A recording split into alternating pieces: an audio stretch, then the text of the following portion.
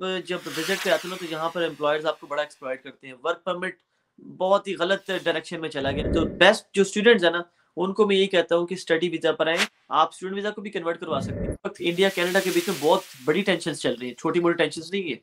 Canada ने अपने visas तो ओपन रखने हैं। इंडिया से इश्यू है तो सेकंड नंबर पे पाकिस्तानी ज़्यादा अप्लाई करते हैं। तो पाकिस्तानी बहुत ज़्यादा अप्लाई कर रहे हैं और उनके वीज़ाज़ अब थोड़ी-सी बेहतरी हुई है। मैंने रिसेंटली देखे हैं। हेलो एंड अस्सलाम वालेकुम बादीज एंड बादीज तो अड्डा अपना मेजबान अली जन्नत all the way from Canada. आज मेरे साथ मौजूद हैं आसिम सरवर भाई और ये पार्ट 2 है। जो पहली हमने सीरीज की उसका दूसरा हिस्सा है और आज हम उनसे पूछेंगे उनके बारे में, वो जो कम्युनिटी के लिए काम कर रहे हैं और खास से सरगर्म हैं। अस्सलाम वालेकुम आसिम भाई, कैसे हैं आप? वालेकुम सलाम अली भाई, अल्हम्दुलिल्लाह आप ठीक हैं? ठीक ठाक, बहुत शुक्रिया आपके कीमती वक्त का। मैं जानना चाहता हूं कि आप कम्युनिटी के लिए सरगर्म रहते हैं, लोगों की हेल्प करते हैं, हेल्प आउट करते हैं लोगों को। क्या ये जो हेल्प है बिला इम्तियाज करते हैं? आपको कोई भी बंदा अप्रोच करता है तो आप उसको उसका प्रॉब्लम सॉल्व करने की कोशिश करते हैं, या स्पेसिफिकली जो बंदा आपको रेफरेंस से करेगा अप्रोच तो उसको ही आप अकोमोडेट करेंगे? ये देखिए जितना हमसे हो सकता है, बहुत सारे लोग हैं, लोग बहुत प्यार करते हैं और बहुत ज़्यादा उम्मीदें लगाते हैं। समटाइम एक्सपेक्टेशन बहुत ज़्यादा होती हैं। हम्म। तो जितना हो सकता है, चाहे वो अकोमोडेशन में हो या कोई गाइड करना हो या कहीं से एयरपोर्ट से पिक करना हो या कुछ भी करना हो, तो मैं हमारी पूरी कोशिश रहती है कि चाहे वो कहीं से भी आए, चाहे वो पाकिस्तान से आए, इंडिया से आए, कहीं से भी आए, हम कोशिश करते हैं कि अगर हमारी तरफ से कुछ हो सके तो हम ज़रूर उसमें कोशिश करते हैं। अल्हम्दुलिल्लाह सिलसिला इतना अच्छा हो गया कि मैं यहाँ पर वैनकूवर बैठा होता हूँ और कोई कोई टोरंटो आता है या अल्बर्टा आता है, तो आप जैसे भाई हैं और बाकी हमारे वहाँ पर दोस्त हैं, मैं सिर्फ़ एक वीडियो बनाता हूँ कि यार फलाँ बंदे को यहाँ पर ज़रूरत है किसी अकोमोडेशन की कुछ भी, तो 10 कॉलें आ जाती हैं जी राइट में। तो इतना माशा। अल्हम्दुलिल्लाह लोग है सपोर्ट करते हैं अभी इस चीज़ को। तो आसिम भाई, ये बताइएगा कि जो नया बंदा यहाँ कनाडा में आता है, उन्हें किस तरह के मसाइल का सामना होता है एक नए बंदे को? सबसे पहली चीज़ ना अकोमोडेशन सबसे बड़ा मसला चलता है कनाडा में, क्योंकि ये जो लोग नए आते हैं ना, जिनका कोई जॉब नहीं होती, कोई पेरोल नहीं चल रहा होता या वर्क नहीं होता, तो फिर वो जो डेफ़िनिटली जिनका घर होता है वो देने को तैयार नहीं होते ना, क्योंकि उनको ये होता है, डर होता है कि क्या पता ये आगे रेंट दे ना दे, क्योंकि टेनेंसी राइट्स भी बहुत ज़्यादा है यहाँ के, टेनेंट्स का राइट काफ़ी ज़्यादा है यहाँ पर। तो इसके हम्म। लिए अकोमोडेशन एक सबसे बड़ा चैलेंज होता है और बहुत सारी चीज़ों का आइडिया नहीं होता। तो आई आई होप कि लोग पहले से जो है ना तैयार होके आएँ, जिस जगह भी जाना है वहाँ का वेदर देखें, वहाँ की जॉब अपॉर्च्युनिटीज़ देखें। अगर आप मुस्लिम हैं तो हलाल फूड, मसाजिद, ये सारी चीज़ें आपने पूरी प्लान करके प्रिपेयर होके आनी है सारी चीज़ें। सही, तो उसके लिए बहुत ही ज़रूरी ये है कि यूज़फुल वीडियोज़ आपकी तरफ से भी देखने को मिलती हैं। इधर आप मुख्तलिफ़ जगहों पे जाते हैं, लोगों के इंटरव्यूज़ लेते हैं, वहाँ के बारे में बताते हैं, तो उससे भी लोगों को बहुत हेल्प मिलती है। तो आज से तकरीबन 10 साल पहले या 5 साल पहले शायद इस तरह नहीं होता था। बिल्कुल। तो अब तो ये काफ़ी हैंडी हो चुका है, सोशल मीडिया के ज़रिए लोगों को इन्फॉर्मेशन मिल जाती है। बिल्कुल जी, अब तो बहुत हैंडी हो गया। आप देखिए जैसे मैंने जब देखा था इंडियन यूट्यूबर्स, वो बहुत ज़्यादा अपनी कम्युनिटी की हेल्प करते थे, वीडियोज़ बना-बना के एक-एक चीज़ बताते थे।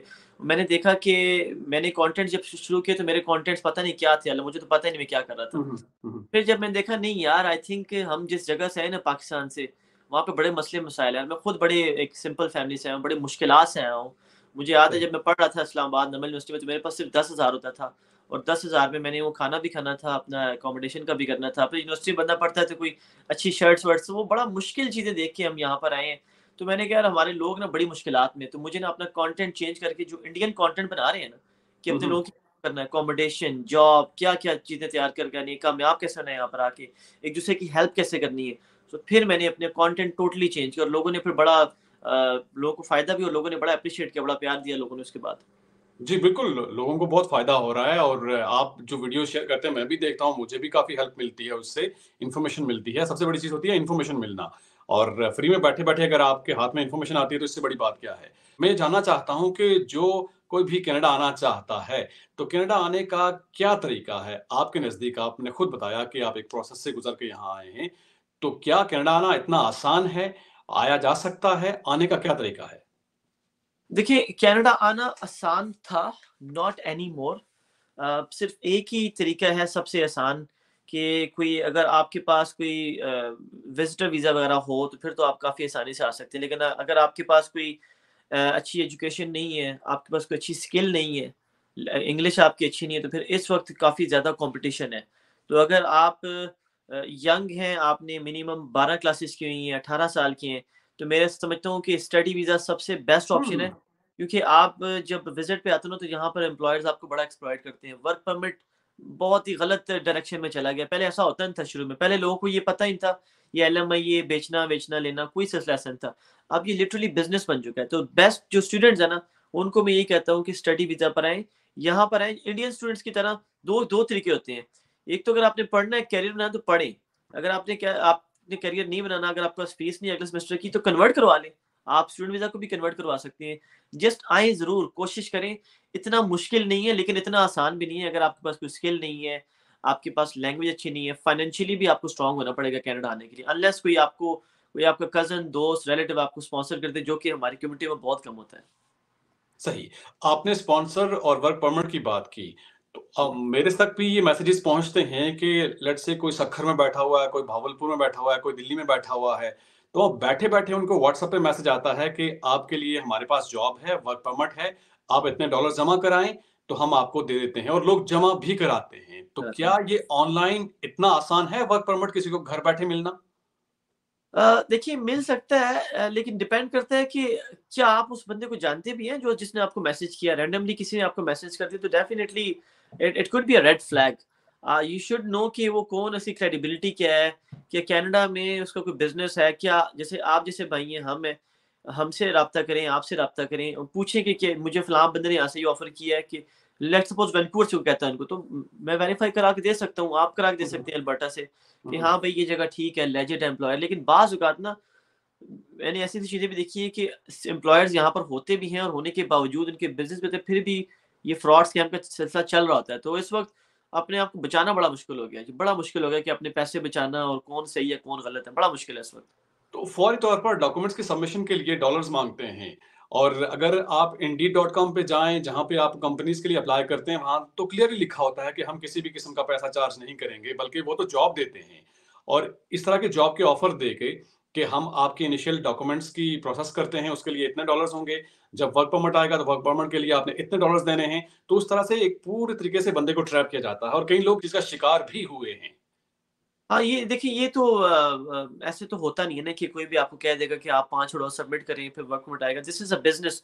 क्योंकि ये एक बंदे को नहीं करते, हज़ारों करते होंगे और 1000 बंदे से अगर 5-500 लेते हैं, हुँ, पता हुँ। तो उनको है कि कुछ होना नहीं है इसका, लेकिन एटलीस्ट वो जो इनिशियल अमाउंट आती रहेगी, वो करते-करते लाखों में बन जाएगी।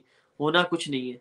तो इस तरह के तो होता ही नहीं। आपको जब आप तक आपकी उसने कोई असेसमेंट ही नहीं की, आपकी ऐज, एजुकेशन, हुँ। क्वालिफ़िकेशन, रेलेवेंट प्रोग्राम कौन-सा है, और अगेन फिर उसके बाद आपकी कोई ना, आप उनको जानते हो, आपका कोई भरोसा उनके ऊपर, कोई उनका अच्छा नाम हो, क्रेडिबिलिटी हो, ऐसे कोई भी कह देगा तो फिर तो बड़ा मुश्किल है कि आप उसपे बिलीव करें और पैसे सेंड करें, ऐसा नहीं करना चाहिए।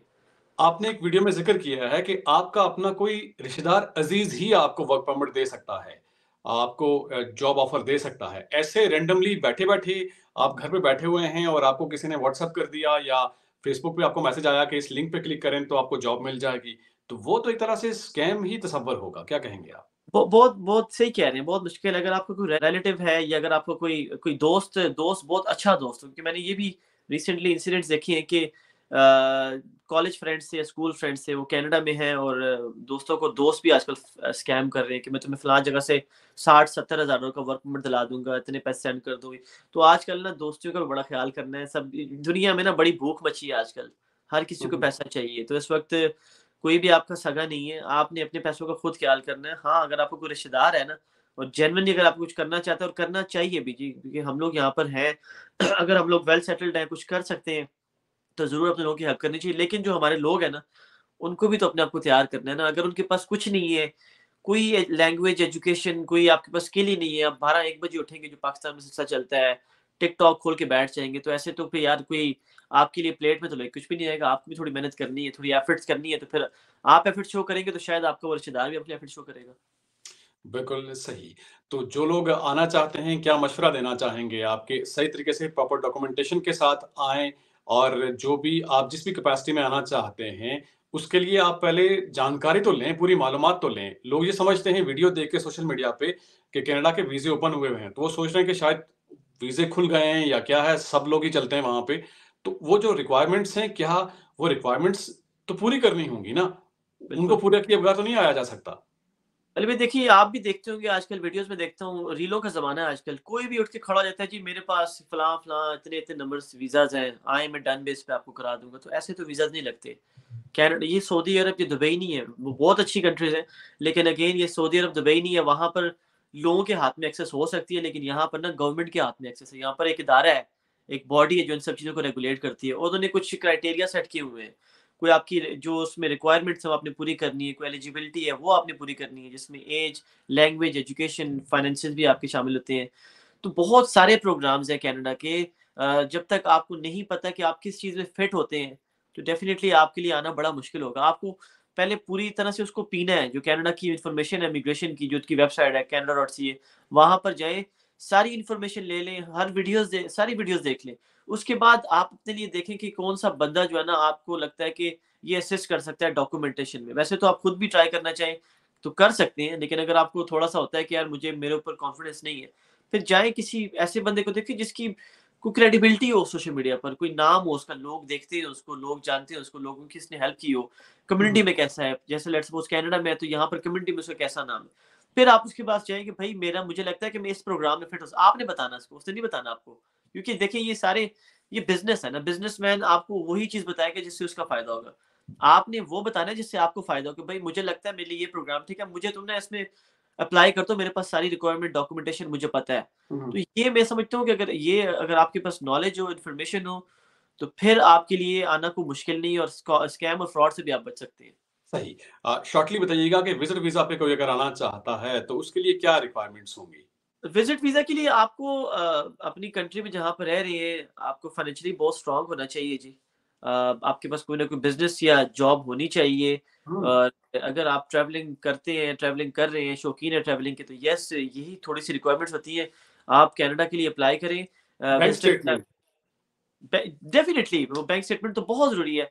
जब आप फाइनेंशियली स्ट्रॉन्ग हैं, आपका कोई बिज़नेस है, जॉब है, तो आपकी बैंक स्टेटमेंट तो होगी।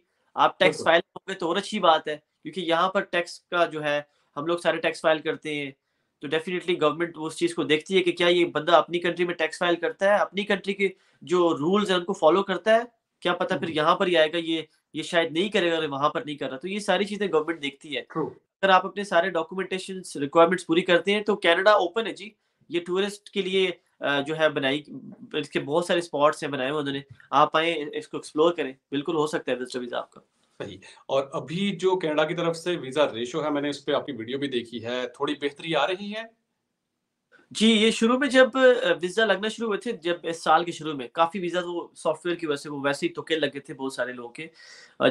जिस पे लोगों ने वो वहाँ पे जो एजेंसियाँ थी, उन्होंने बड़े-बड़े वीज़ा ऐसे लहरा के दिखाए कि देखिए हमने 50-50 वीज़ाज़ लगा दिए। हालाँकि वो सारे बड़े वो जो करते हैं सबको पता है, लेकिन वो सॉफ्टवेयर था कनाडा का, वो उसकी मेहरबानी हो गई और उनका भी काम चमक गया, उनका भी काम धमक गया। वो अभी तक उन पेपरों को हिला-हिला के लोगों से करते रहते हैं, फ्रॉड वगैरह करते रहते हैं। लेकिन येस, बीच में ऐसा आया था, वीज़ा थोड़ा-सा रिजेक्शन होना शुरू हो गई थी। लेकिन जो ये इंडिया का मसला हुआ है ना, देखिए इंडिया की बहुत बड़ी जो तादाद है ना, वो कनाडा में टूरिस्ट वीज़ा पर भी आती है, स्टडी वीज़ा पर भी आती है और माइग्रेट भी करती है। हुँ, लेकिन इस वक़्त इंडिया कनाडा के बीच में बहुत बड़ी टेंशन्स चल रही हैं, छोटी-मोटी टेंशन्स नहीं है। 40 से ज़्यादा डिप्लोमैट्स वहाँ से इधर आ जाए ना, तो ये काफ़ी मसला होता है। तो इस वक़्त कनाडा ने अपने वीज़ाज़ तो ओपन रखने हैं। उन्होंने उन्होंने तो कहना है कि यार लोग आएँ, विंटर है लेकिन लोग आएँ, यहाँ के होटल्स में जाएँ, रहें, एम्प्लॉयर्स को कुछ मिलेगा तो टैक्सेस वापस मिलेंगे। यहाँ पर जाएँ, रेस्टोरेंट में जाएँ, खाना खाएँ, तो टूरिज़्म तो ओपन रहता है। तो उनको पता है कि जब इंडिया से इश्यू है तो सेकंड नंबर पे पाकिस्तानी ज़्यादा अप्लाई करते हैं। तो पाकिस्तानी बहुत ज़्यादा अप्लाई कर रहे हैं और उनके वीज़ाज़ अब थोड़ी-सी बेहतरी हुई है। मैंने रिसेंटली देखे हैं, लोगों ने मुझे अपने वीज़ाज़ सेंड मुझे लोग सेंड शेयर करते हैं मेरे साथ कि मेरा वीज़ा हुँ, लग गया, मैं देखता रहता हूँ। तो मैंने देखा कि काफ़ी लोगों के वीज़ाज़ अभी भी लग रहे हैं दोबारा से। सही।